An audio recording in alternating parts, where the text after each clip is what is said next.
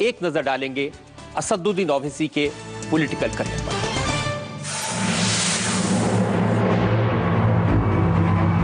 Asaduddin Owaisi all India Majlis-e-Ittehadul Muslimeen के president हैं। असदुद्दीन ओवैसी और इनके परिवार का पुराने हैदराबाद इलाके में काफी रसूख है।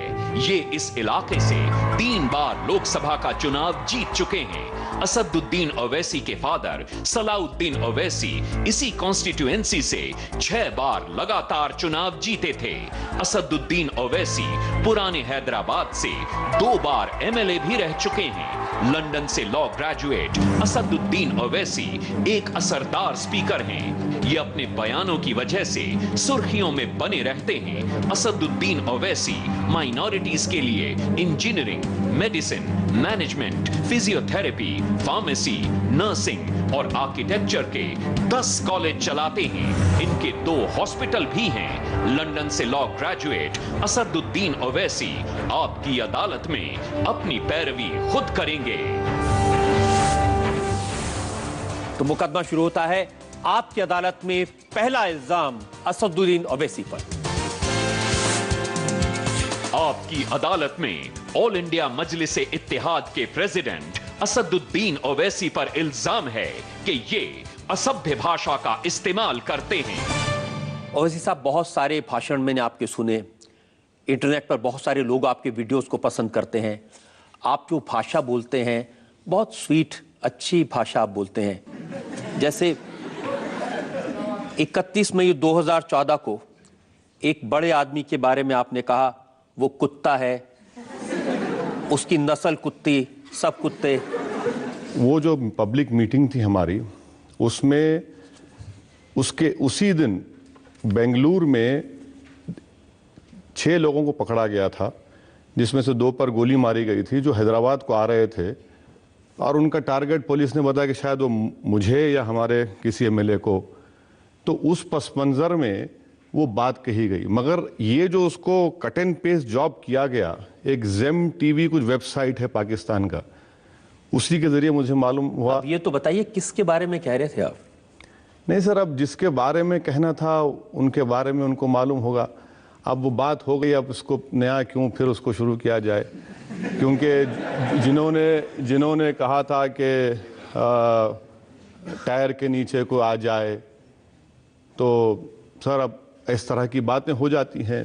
अच्छा, आप ऐसा करते हैं कि पब्लिक के लिए और अदालत के लिए मैं एविडेंस के तौर पर वो वीडियो सुनवा देता हूं। जरूर जरूर जरूर। और फिर पता चलेगा कि आपने क्या कहा था और कितनी मीठी भाषा का आप इस्तेमाल करते हैं। जरूर।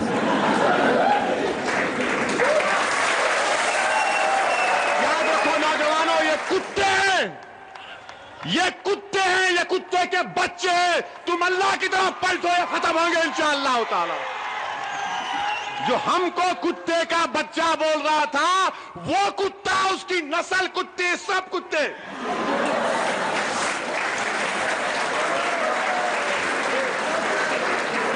ओवैसी साहब, हैदराबाद के लोगों को मैं जानता हूं, वो तो बड़ी डिग्निटी से, बड़े स्वीट बोलते हैं।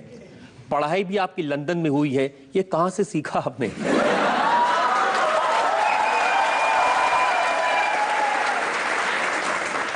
ये हमने सीखा उन लोगों की बातें सुन कर, जो 50 साल से ये समझ रहे थे कि हम गूंगे हैं।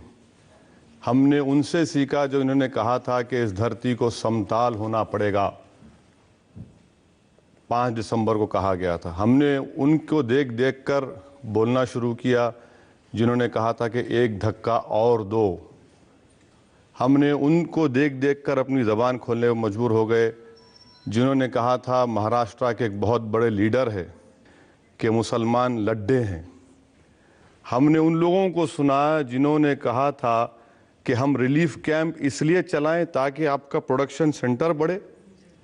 हमने उन लोगों को सुना जिन्होंने कहा था कि कोई टायर के नीचे अगर कोई कुत्ते का बच्चा आ जाए, तो सर बताना ये है कि हम यही चाह रहे हैं कि एक उसूल बन जाए पूरे मुल्क में कि कोई भी इस तरह की बात ना करे। मैं यकीनन आप जो आपने ये बात देखिए, मैं आपसे इसलिए कह रहा हूं, जरा मेरी बात को मुकम्मल मेरी भी बात सुन लीजिए। आपने ये बात 31 मई 2014 को कही, जब मुल्क नरेंद्र मोदी को देश का प्रधानमंत्री इलेक्ट कर चुका था, देश के प्रधानमंत्री के बारे में ऐसी भाषा इस्तेमाल करना अच्छी बात है? सर, जमहूरियत में अगर कोई मुल्क का वज़ीर आज़म बनने जा रहा है, क्या उनके लिए बात ज़ेबा देता कि वो ये कहें कि जो टायर के नीचे आ जाए वो कुत्ते का बच्चा? क्या ये इनके लिए ज़ेब देता जो हिंदुस्तान के वज़ीर आज़म बने थे अटल बिहारी वाजपेयी? हम दुआ करते हैं कि अल्लाह उनको सेहत दे कि इस धरती को समताल होना पड़ेगा। क्या इनके लिए ज़ेब देता जिन्होंने कहा था कि एक धक्का और दो, और वो खुद हिंदुस्तान के होम मिनिस्टर और मिनिस्टर्स बन गए? तो ये चीज़ है कि आपकी बात सही है कि इस तरह की ज़बान का इस्तेमाल नहीं होना चाहिए, मगर थाली तो दो हाथ से बचती है, एक हाथ से नहीं रोक सकती। तो इसीलिए हम चाहेंगे कि दूसरी तरफ से भी, हर तरफ से भी। लेकिन ये सिर्फ ऐसा नहीं है कि आपने नरेंद्र मोदी साहब के बारे में कहा हो, मुलायम सिंह यादव, उनकी भी बहुत सेवा की आपने। वो भी दिखा दीजिए। मैं उसकी बानगी भी अदालत में पेश कर देता हूं। आपने कहा ये मौलाना नहीं, आरएसएस की चड्डी पहने हुए मुलायम है।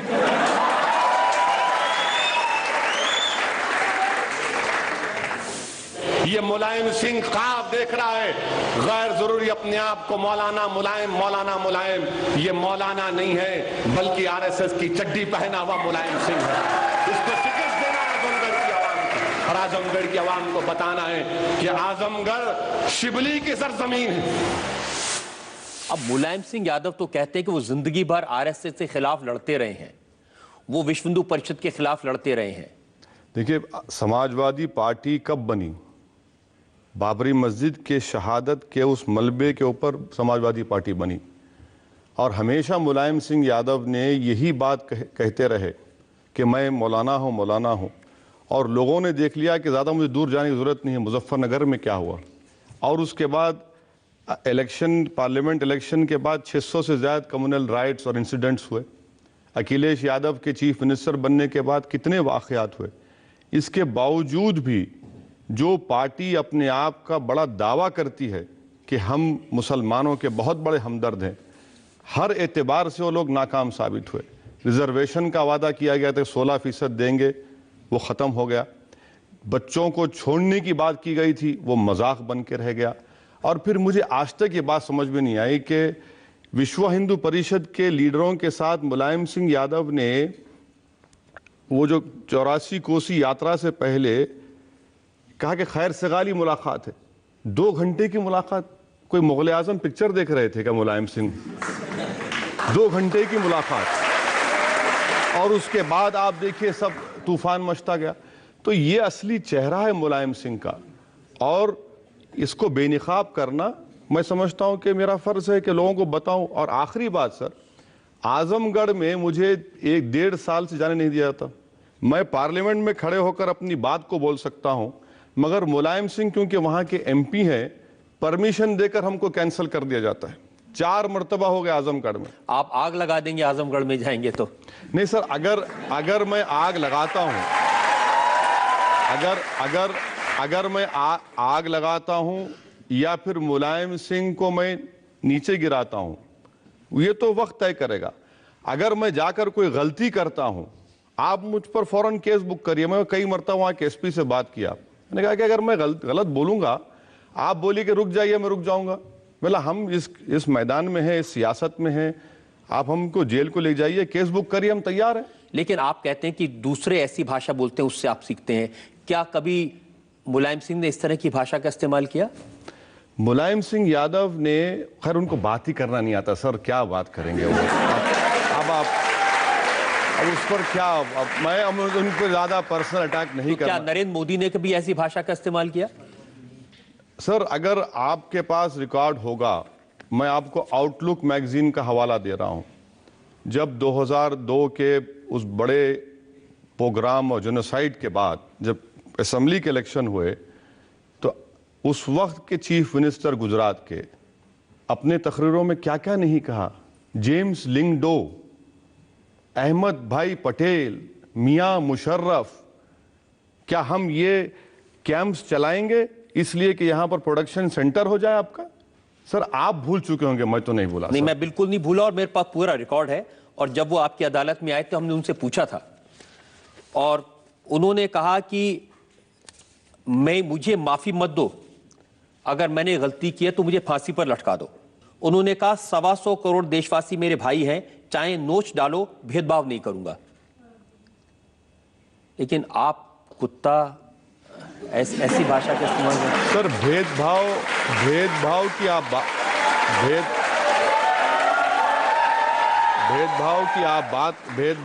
बात कर रहे हैं। मुझे एक बात मुझे बता दीजिए, क्या हिंदुस्तान का वजीर आजम पार्लियामेंट में खड़े होकर प्रेसिडेंट एड्रेस के डिबेट में ये जुमला जेब देता है उनको कि 1200 साल की गुलामी?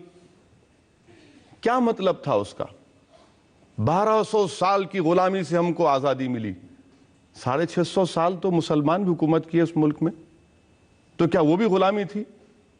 मैं मानता हूं अंग्रेजों के खिलाफ हम तमाम ने मिलकर लड़ा, वो गुलामी का वक्त था, मगर उसको आप 1200 साल की बात करते।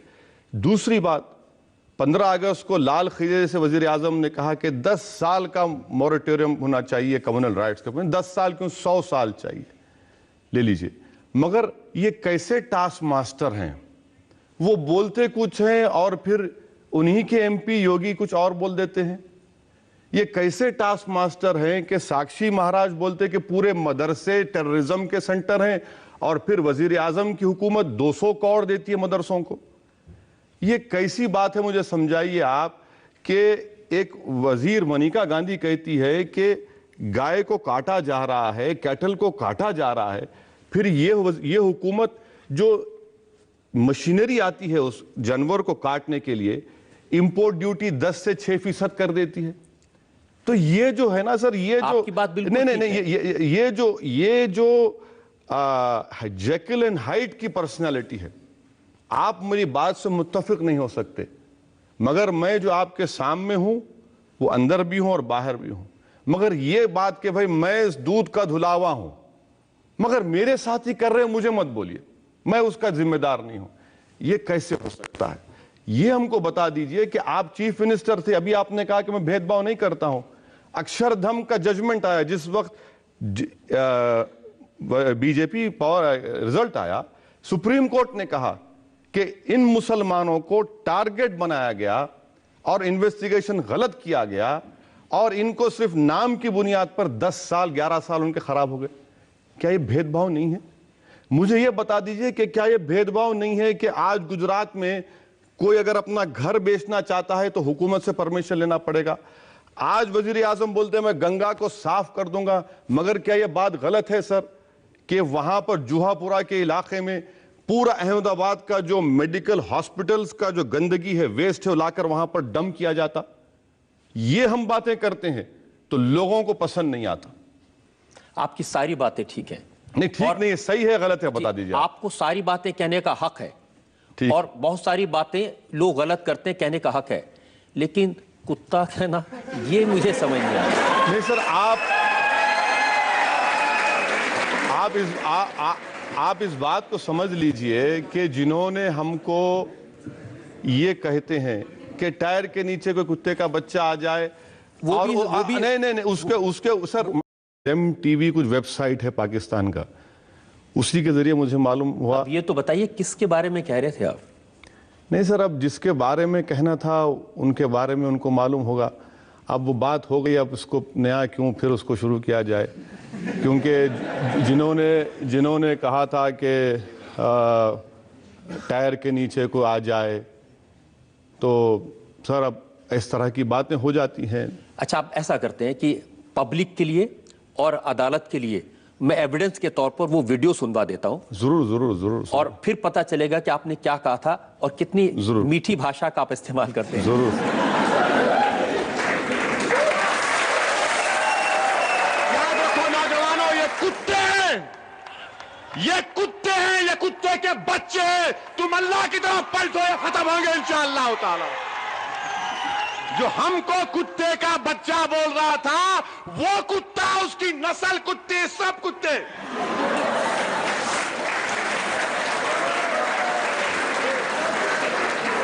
वैसे साहब, हैदराबाद के लोगों को मैं जानता हूं वो तो बड़ी डिग्निटी से, बड़े स्वीट बोलते हैं। पढ़ाई भी आपकी लंदन में हुई है, ये कहां से सीखा आपने?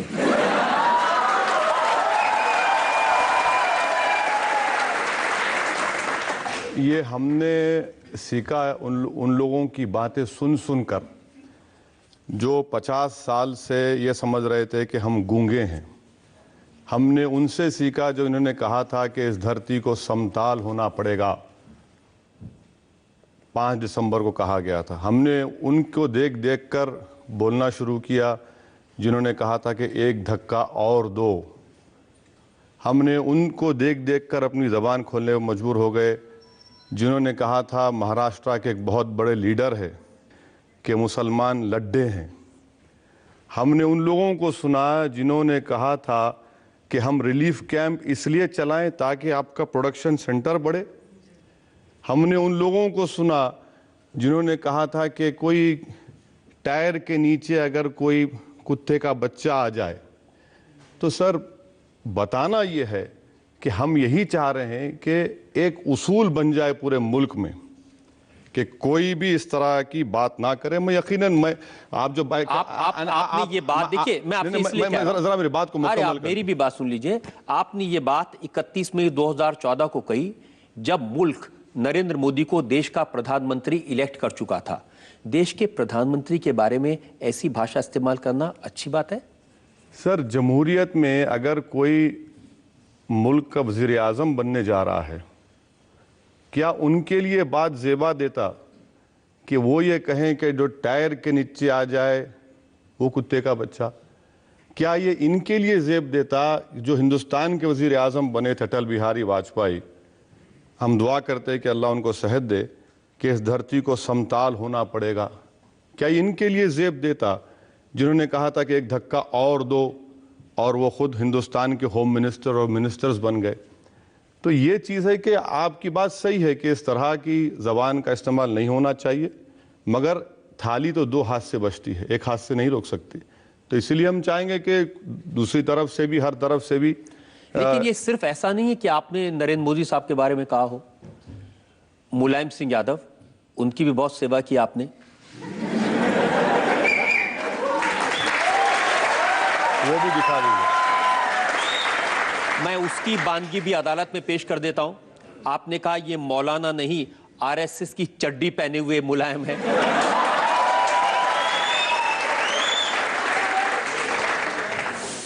ये मुलायम सिंह ख्वाब देख रहा है, गैर जरूरी अपने आप को मौलाना मुलायम। ये मौलाना नहीं है बल्कि आरएसएस की चड्डी पहना हुआ मुलायम सिंह है। इसको शिकस्त देना है आजमगढ़ की आवाम को, और आजमगढ़ की आवाम को बताना है कि आजमगढ़ शिबली की सरजमीन है। अब मुलायम सिंह यादव तो कहते हैं कि वो जिंदगी भर आरएसएस के खिलाफ लड़ते रहे हैं, वो विश्व हिंदू परिषद के खिलाफ लड़ते रहे हैं। देखिए, समाजवादी पार्टी कब बनी?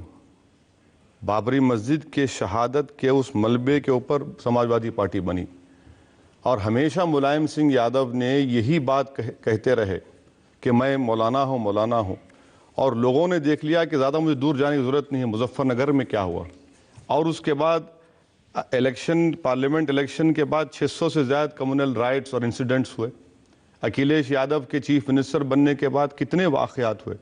इसके बावजूद भी जो पार्टी अपने आप का बड़ा दावा करती है कि हम मुसलमानों के बहुत बड़े हमदर्द हैं, हर एतबार से वो लोग नाकाम साबित हुए। रिजर्वेशन का वादा किया गया था 16% देंगे, वो ख़त्म हो गया। बच्चों को छोड़ने की बात की गई थी, वो मजाक बन के रह गया। और फिर मुझे आज तक ये बात समझ में नहीं आई कि विश्व हिंदू परिषद के लीडरों के साथ मुलायम सिंह यादव ने वो जो 84 कोसी यात्रा से पहले कहा कि खैर सगाली मुलाकात है। 2 घंटे की मुलाकात, कोई मुगल आजम पिक्चर देख रहे थे क्या मुलायम सिंह? 2 घंटे की मुलाकात, और उसके बाद आप देखिए सब तूफान मचता गया। तो ये असली चेहरा है मुलायम सिंह का, और इसको बेनिकाब करना मैं समझता हूं कि मेरा फर्ज है कि लोगों को बताऊं। और आखिरी बात सर, आजमगढ़ में मुझे 1-1.5 साल से जाने नहीं दिया जाता। मैं पार्लियामेंट में खड़े होकर अपनी बात को बोल सकता हूं, मगर मुलायम सिंह क्योंकि वहां के एमपी हैं, परमिशन देकर हमको कैंसिल कर दिया जाता है। 4 मरतबा हो गए आजमगढ़ में। आप आग लगा देंगे आजमगढ़ में जाएंगे तो? नहीं सर, अगर मैं आग लगाता हूं, अगर मैं आग लगाता हूं या फिर मुलायम सिंह को मैं नीचे गिराता हूं, ये तो वक्त तय करेगा। अगर मैं जाकर कोई गलती करता हूं, आप मुझ पर फौरन केस बुक करिए। मैं कई मरतबा वहां के एसपी से बात किया, मैंने कहा कि अगर मैं गलत बोलूंगा, आप बोलिए कि रुक जाइए, मैं रुक जाऊंगा। बोला हम इस मैदान में हैं, इस सियासत में हैं, आप हमको जेल को ले जाइए, केस बुक करिए, हम तैयार हैं। लेकिन आप कहते हैं कि दूसरे ऐसी भाषा बोलते हैं उससे आप सीखते हैं। क्या कभी मुलायम सिंह ने इस तरह की भाषा का इस्तेमाल किया? मुलायम सिंह यादव ने, खैर उनको बात ही करना नहीं आता सर, क्या बात करेंगे वो। अब उस पर क्या, मैं उन पर ज्यादा पर्सनल अटैक नहीं क्या करना। नरेंद्र मोदी ने कभी ऐसी भाषा का इस्तेमाल किया? सर अगर आपके पास रिकॉर्ड होगा, मैं आपको आउटलुक मैगजीन का हवाला दे रहा हूं।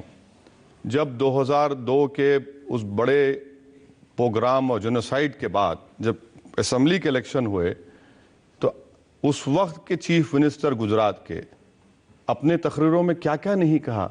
जेम्स लिंगडो, अहमद भाई पटेल, मियां मुशर्रफ, क्या हम ये कैंप्स चलाएंगे इसलिए कि यहां पर प्रोडक्शन सेंटर हो जाए आपका?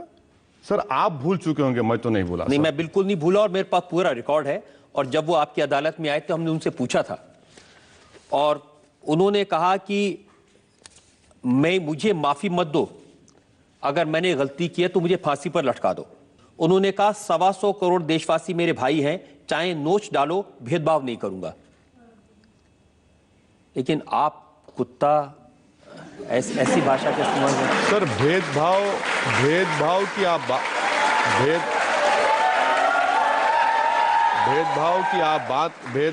बात कर रहे हैं। मुझे एक बात मुझे बता दीजिए, क्या हिंदुस्तान का वजीर आजम पार्लियामेंट में खड़े होकर प्रेसिडेंट एड्रेस के डिबेट में ये जुमला जेब देता है उनको कि 1200 साल की गुलामी?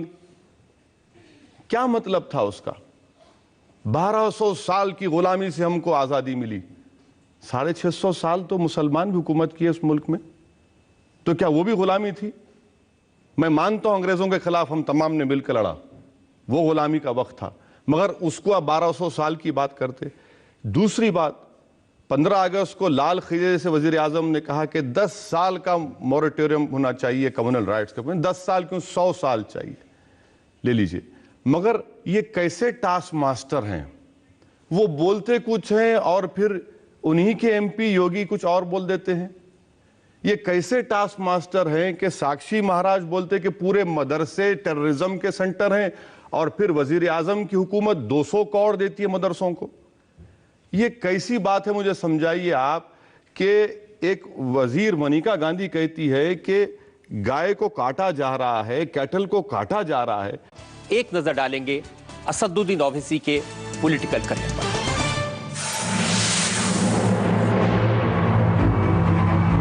असदुद्दीन ओवैसी ऑल इंडिया मजलिस इत्तेहादुल मुसलमीन के प्रेसिडेंट हैं। असदुद्दीन ओवैसी और इनके परिवार का पुराने हैदराबाद इलाके में काफी रसूख है।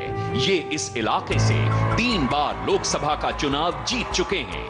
असदुद्दीन ओवैसी के फादर सलाउद्दीन ओवैसी इसी कॉन्स्टिट्यूएंसी से 6 बार लगातार चुनाव जीते थे।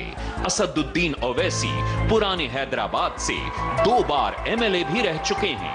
लंदन से लॉ ग्रेजुएट असदुद्दीन ओवैसी एक असरदार स्पीकर हैं। ये अपने बयानों की वजह से सुर्खियों में बने रहते हैं। असदुद्दीन ओवैसी माइनॉरिटीज के लिए engineering, medicine, management, physiotherapy, pharmacy, nursing और आर्किटेक्चर के 10 कॉलेज चलाते हैं।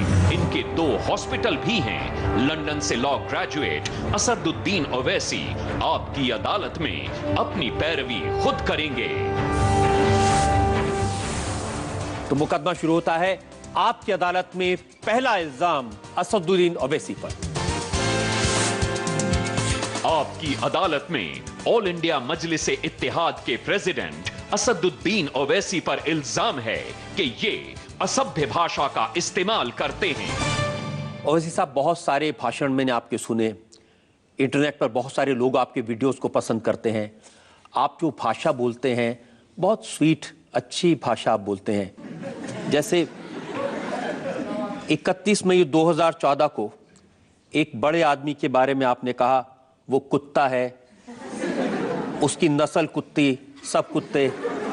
वो जो पब्लिक मीटिंग थी हमारी, उसमें उसके उसी दिन बेंगलुरु में 6 लोगों को पकड़ा गया था, जिसमें से 2 पर गोली मारी गई थी, जो हैदराबाद को आ रहे थे, और उनका टारगेट पुलिस ने बताया कि शायद वो मुझे या हमारे किसी एमएलए को। तो उस पस मंज़र में वो बात कही गई, मगर ये जो उसको कट एंड पेस्ट जॉब किया गया, एक